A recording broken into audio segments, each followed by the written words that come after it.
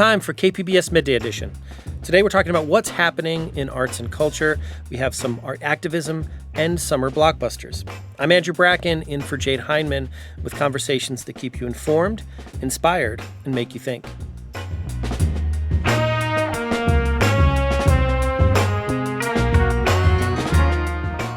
Where art and activism meet along the U.S.-Mexico border during a contentious time. We find that art is an important tool in our toolbox to be able to do activism, to be able to do mutual aid. It just allows us a different avenue to have conversations with people about these issues. Then, on Midday Movies, we take a look at some upcoming summer blockbusters as the original blockbuster celebrates its 50th anniversary. That's all ahead on Midday Edition.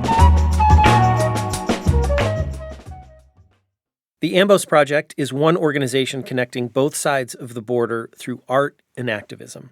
AMBOS, which stands for Art Made Between Opposite Sides, first started in San Ysidro in 2016. They do a lot of work supporting LGBTQ plus migrants and asylum seekers in Tijuana.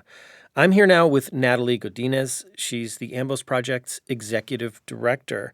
Natalie, welcome to Midday Edition.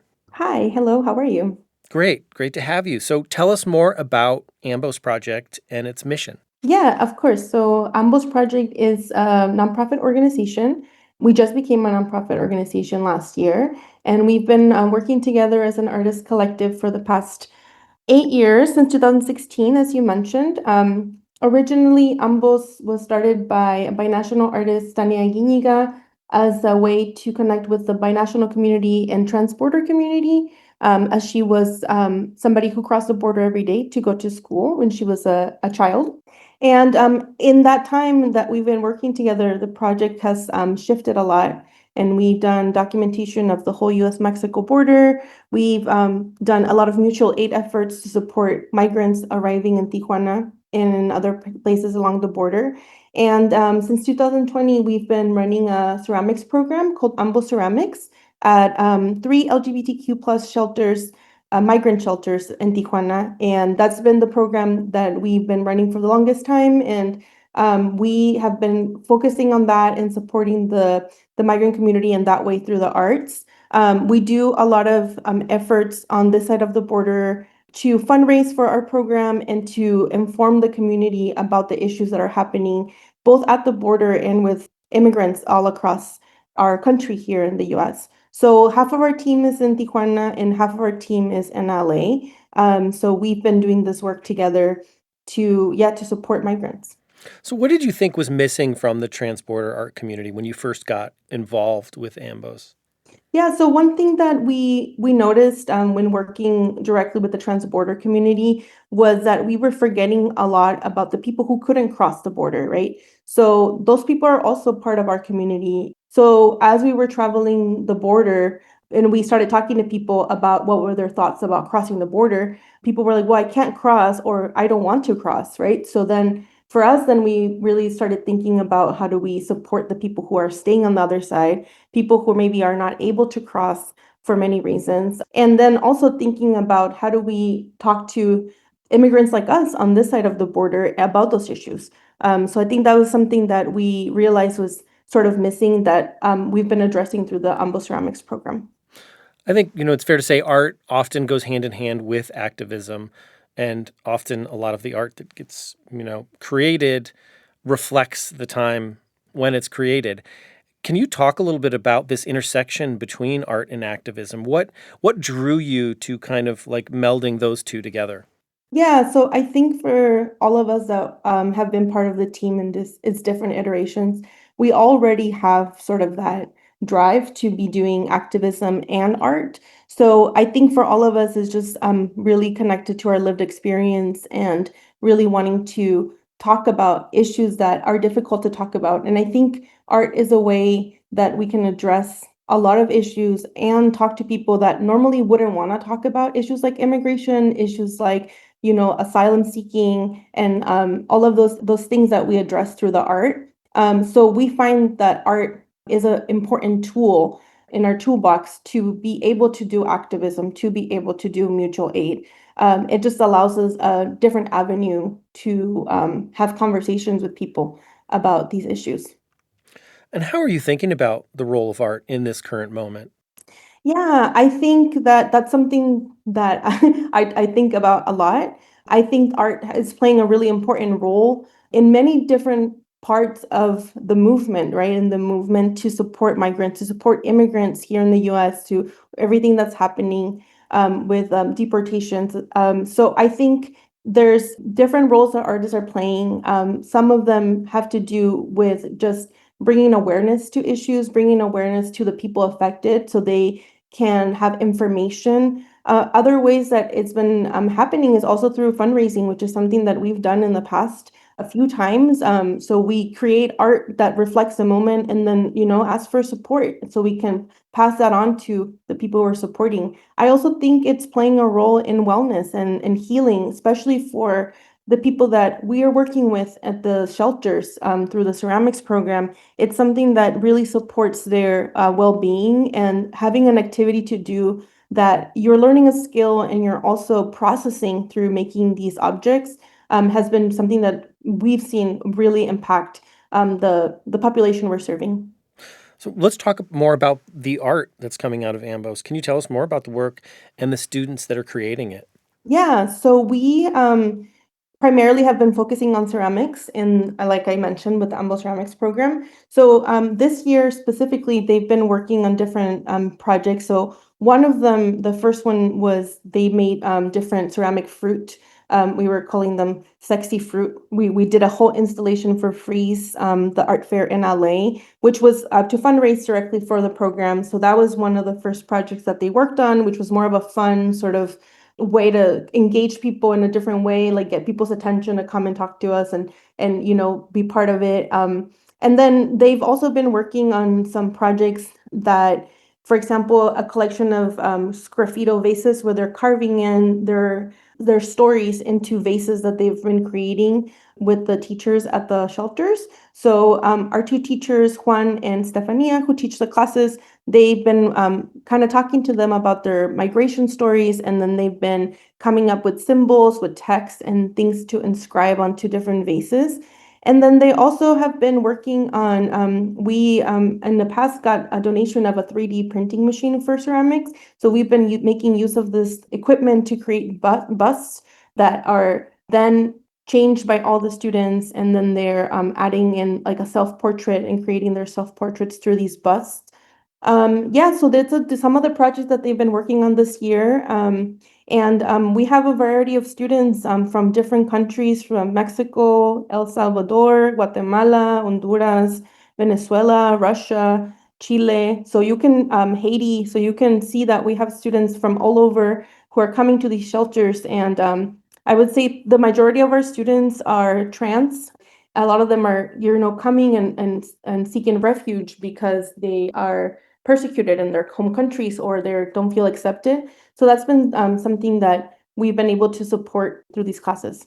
Can you talk about what some of the unique challenges that some of your students, LGBTQ plus migrants and asylum seekers specifically, are commonly facing? Yeah, so there's obviously a variety of challenges, right? One of them is there are specific LGBTQ plus shelters because it's a safety issue, right? We want the people who run these shelters think about how to provide these services so that they're not in the mainstream shelters where there may be facing discrimination. So that's one big issue that's been supported through this. Another thing is right now it's not possible to be seeking asylum in the U.S. So a lot of people they can't obtain any more appointments to do this process. So a lot of people have been, going back home, returning to where they came from, or a lot of times, taking the really difficult decision to cross through the desert, which is really dangerous. So there's been definitely a big challenge with that. The asylum process has been paused essentially, where nobody is able to seek asylum, and especially now, as we know, with the current legislation being passed against trans people here in the US, we know that that's also becoming another layer that is then becoming an impossibility for them to be able to apply to asylum. How has art helped, the students process everything that's going on? Like you mentioned, it's not just the pause in asylum and all that's happening with migration along our border. Also, many of your students are impacted by the Trump administration's anti-trans Yeah. policies. What role is art playing in helping them navigate this moment? Well, I think that it's become an outlet for them. They go to these weekly classes and get to create something, be in community with each other, think about things they want to create. We've also supported them through one of the shelters specifically they're working on a pride like float. So that's something that's not part of the ceramics program, but we're supporting with that too, because we know that that's important to highlight joy, to highlight self-expression even at times like this, right? So I think it's been really important for them to be able to still continue having these art classes. So yeah, it's been a great avenue for them. We also do, we have a partnership with a ceramic studio in Tijuana called Lustre Studio. And they are the ones who fire all of our pieces. So they've been able to go on 2 field trips to go and make art at the art studio there, which has been also just another opportunity to, get out of the routine, try something new. And we've had students in the past who've gone really into ceramics and who have were able in the past to come to the US, and they're still continuing to do some of those projects. So it seems like it's been a really healing experience for everyone. And you have a couple of events coming up to celebrate Pride Month.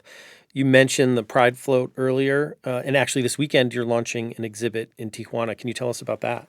Yeah, so we're going to be part of an event this Friday, which is happening in Tijuana at Bujasan Cinema, which is in downtown Tijuana. So they're doing a like a pop-up exhibition, and our students are going to be presenting some of their vases they created, and some other ceramics works, like some coral reefs, and then we'll have some other students there talking about the work that they created, how they created it, as well as our teacher, Juan Villavicencio, who's our teacher with the ceramics program. He will also be there talking to everybody about the projects. So yeah, that will be, like I said, on Friday, June 27th they're going to be presenting from 7 to 7:30, but it's a whole Pride event that will be happening throughout the day, and then they'll be presenting from 7 to 7:30.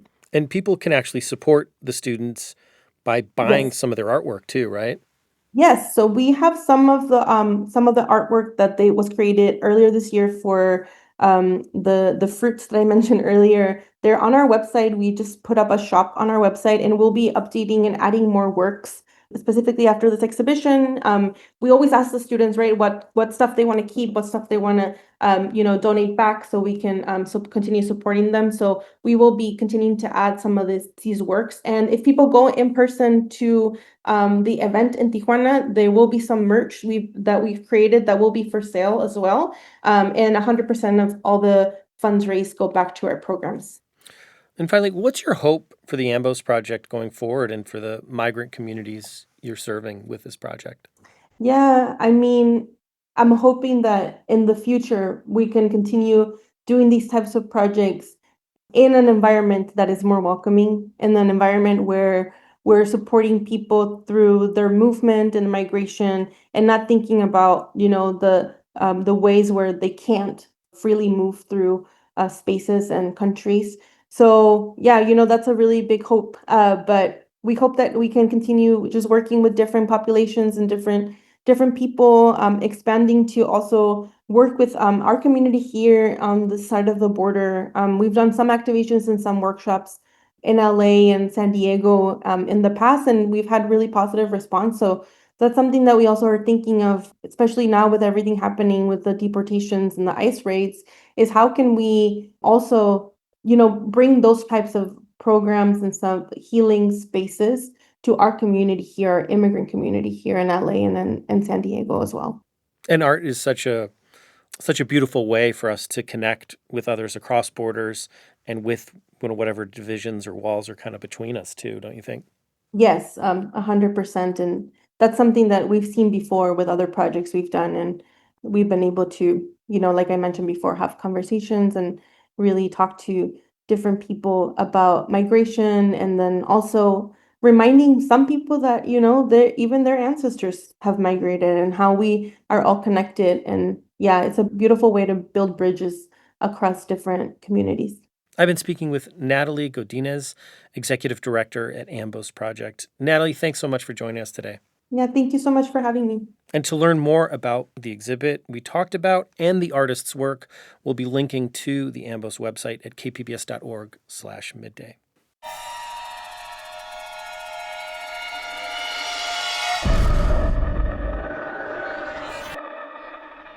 Coming up, we hear about some of the highly anticipated movies of the summer as the first ever summer blockbuster celebrates its 50th birthday.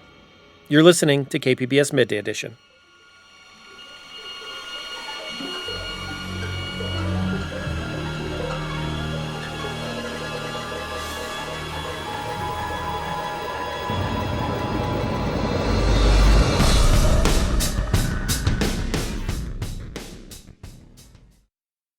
You're listening to KPBS Midday Edition. I'm Andrew Bracken, in for Jade Heidman.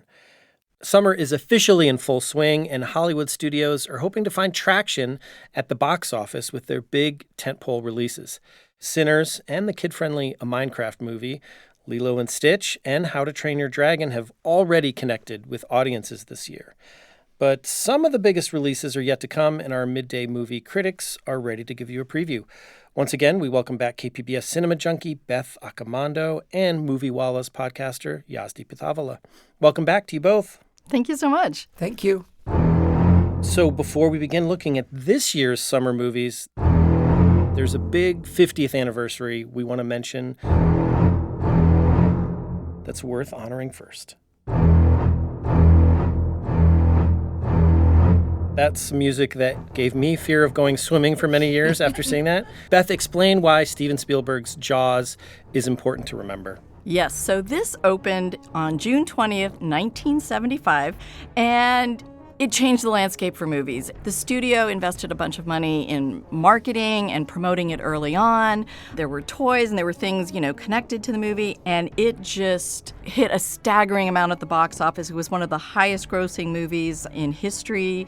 So the thing about this was the studios realized that if they packaged something to be a success for the summer, to really engage the audience, that it could pay off big. And it could pay off in ways that they hadn't seen before.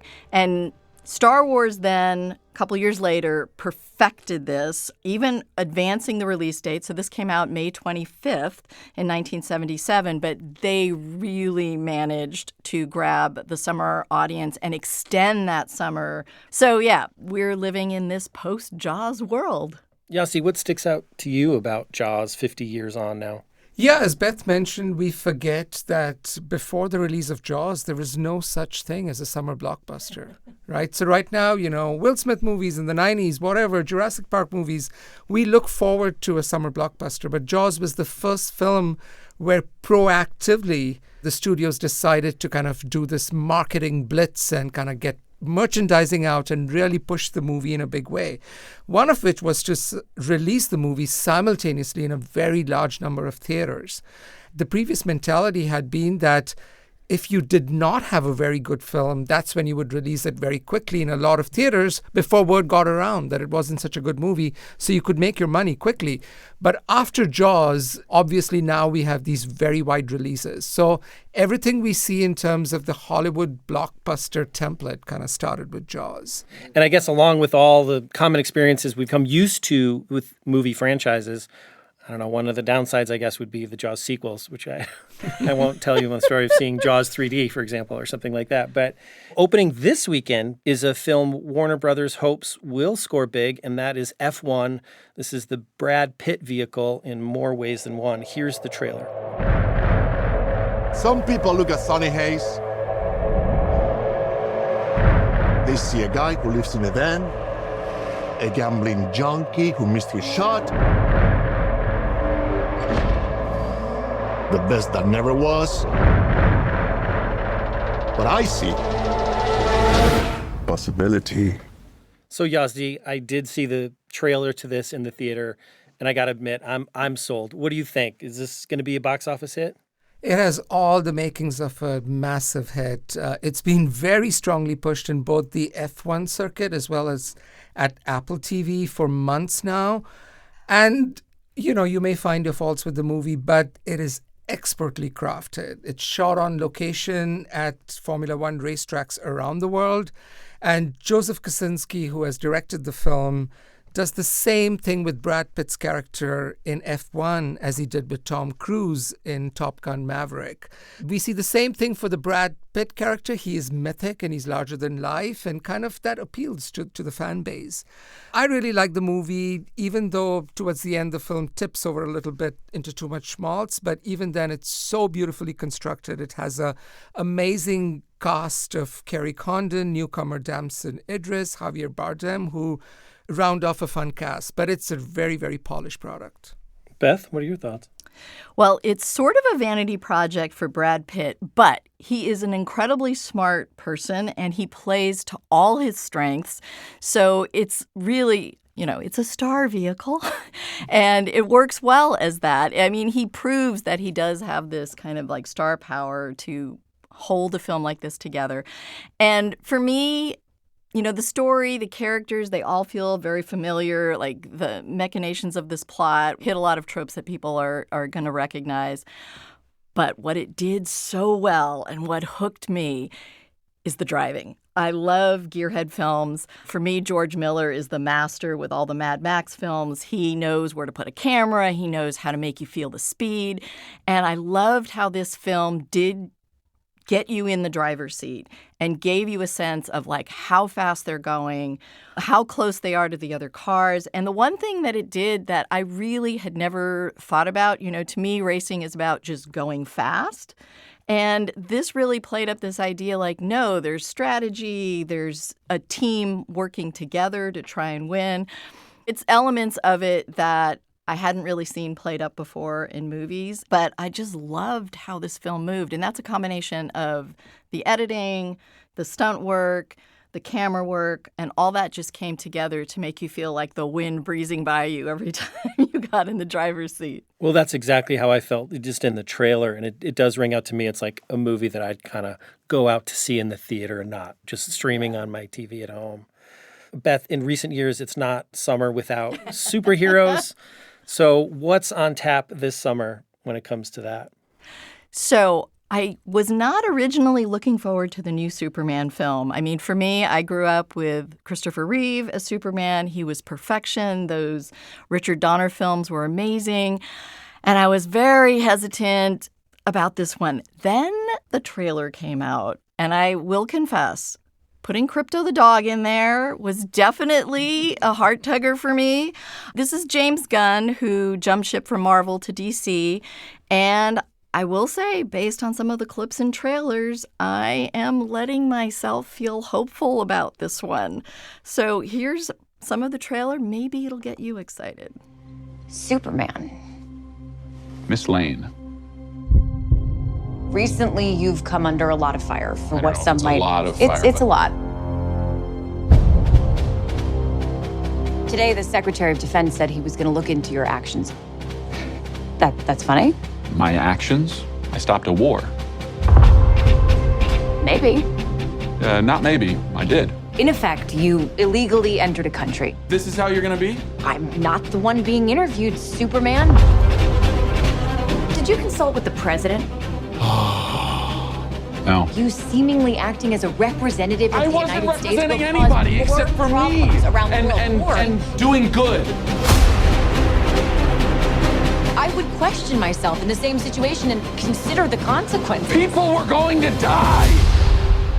So what I liked about the trailer was it seems like it's returning Superman to being someone more heroic and less dark, less troubled. Like he stands for truth, justice, and the American way in the way he did in the comics. And I just feel like it's refreshing from what we've been getting in some of the more recent DC films where they seem to have this somberness and heaviness, a lot of this from the Zack Snyder universe, which I know he has his fanboys who will defend him till the end. But I feel like the change of tone and pace in this one is promising, and I'm going to be hopeful. Yasti, what about you? I mean, for me, still on the top of the heap, Dark Knight trilogy for me. So I kind of like the dark approach. But what are your thoughts on this new Superman? Andrew, I'm as much a fan of the Dark Knight trilogy that Christopher Nolan did. But I think the Nolanization of the superhero genre has become a little exhausting. It has flipped over into too much darkness, too much brooding, too much self-importance. There's a place for it, but it seems like every superhero movie kind of follows that same track. And I think we need to go back to that Saturday morning giddiness of, superhero cartoons. And I'm really hopeful that this version from James Gunn has more of the sensibility of that original 1978 Richard Donner film, including some of the sequels. So I want us to feel kind of silly and childlike and giddy again when watching it. And I'm hoping this movie brings that. So another superhero film coming this summer is The Fantastic Four. Where does that fit into your... So every time somebody mentions the Fantastic Four, it's like a cursed history. I mean, honestly, there was an old I think it was made in 92 and was supposed to come out in 94, but Roger Corman was handed the project of making a Fantastic Four film. Apparently, it was never designed to be released. It was meant to just hold on to the copyright. But it was made to disappear, which made fans all the more hungry for what it was. So that film never appeared. There's a bootleg out that a lot of fans do hold kind of dear to their heart. Then we have two horrible franchise attempts at the Fantastic Four. And now we have a fourth one, maybe instead of three, four will be the charm. This has Pedro Pascal, who I do adore. I'm not sure he can carry a whole film. I haven't been wildly impressed by any of the trailers. But yes, we are going to be getting a Fantastic Four film to test the waters one more time to see if anybody can pull this off. I don't know why it's so hard, but we'll see. Yasti, you mentioned kind of wanting to go back to the Saturday morning cartoon version of Does this look like it's going to hit that? I don't know. I have my doubts because I think for whatever reason, this particular pocket of superhero lore has never translated well to the screen. And I don't know what it is. Maybe it's... I really don't understand what the reason is. But in spite of Pedro Pascal, in spite of Vanessa Kirby, who's also going to be one of the Fantastic Four, I have my doubts. So I'm going to be walking into the theater very, very slowly, very gingerly, counting my steps. Well, moving on now to comedies. That's also part of the summer blockbuster landscape. Are there any comedies that you're looking forward to this summer, Beth? Again, my gut reaction when I heard Naked Gun was going to be remade was like, why mess with perfection? Stupidity, but absolute perfection. Leslie Nielsen took a serious career, lifelong career, doing cops and TV shows, and turned it around to mock himself. It was brilliant. Now we have Liam Neeson taking it on, and I have to say I was a little hesitant, but the trailer made me laugh. So here's the trailer. Once you kill a man for revenge, there's no going back. A voice in your head sang over and over. That was awesome. Who are you? Drebin. Detective Frank Drebin. Hi, Daddy. It's me, Frank Jr. Love you. Okay, so Liam Neeson, just like Leslie Nielsen, seems to be having a great time poking fun at his own image. You can't see it on radio, but there are some sight gags in this that do pay homage to the original Police Squad and Naked Gun. So the big question is, can it sustain it for like 90 minutes and keep up the pace? And if they can pull it off, it could be fun. Yeah, I'm with you, Beth. It's going to be tough. Yazdi, what's on your radar for summer comedies? I have a very dark comedy to recommend, and it's the film The Roses, which is coming out this summer. And the film is ostensibly a remake of the 1989 film The War of the Roses, which was directed by Danny DeVito. This time, Benedict Cumberbatch and Olivia Colman take on the roles that were originally played by Michael Douglas and Kathleen Turner. And the film is about an affluent couple who launch into a ridiculously out-of-bounds war with each other as a consequence of the falling out of their impending divorce.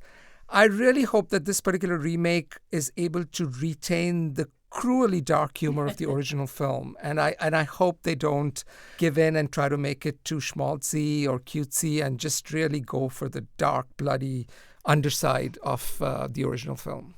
And here's a clip from the new movie, The Roses. We are done. I say when we're done. I just want the house. I built it. Oh, you're not having the house. We want everything. And he walks out of here with his face still attached. Right, Bruno? Wow. Yazdi, what about, personal favorites that may not fit into that blockbuster category? So there are two smaller films that I'm really looking forward to this summer. The first one is Eddington from Ari Aster, who made Hereditary as well as Midsommar and many other films. And this movie is based on a fictional New Mexico town of the same name, where a battle of wills ensues between opposing ideologies during the COVID pandemic. So it's very topical, and it has an amazing cast.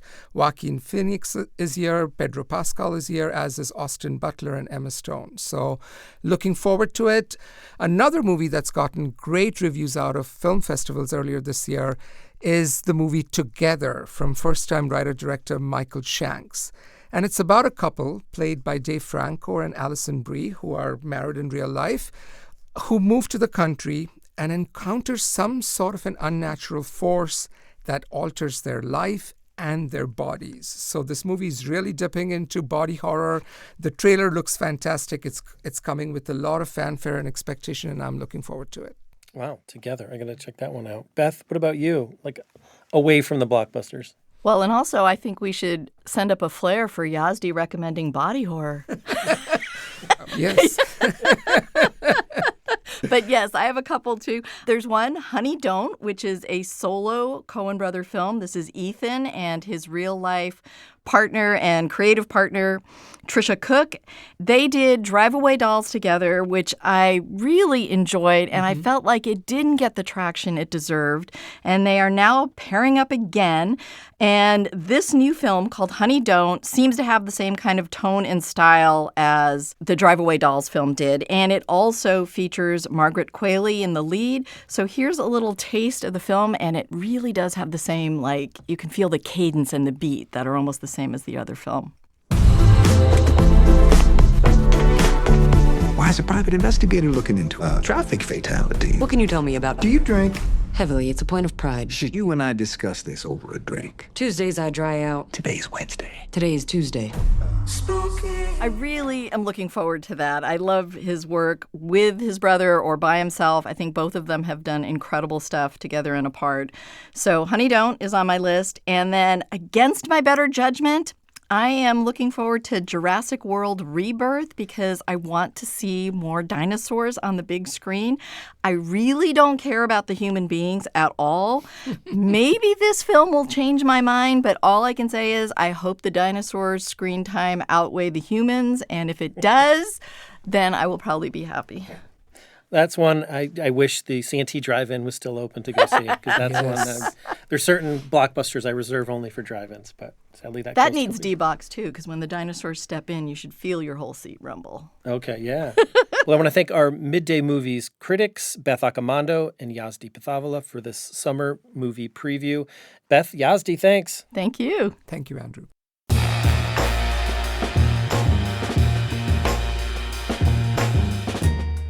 That's our show for today. I'm Andrew Bracken. KPBS Midday Edition airs on KPBS FM weekdays at noon, again at 8 p.m. You can find past episodes at kpbs.org or wherever you listen.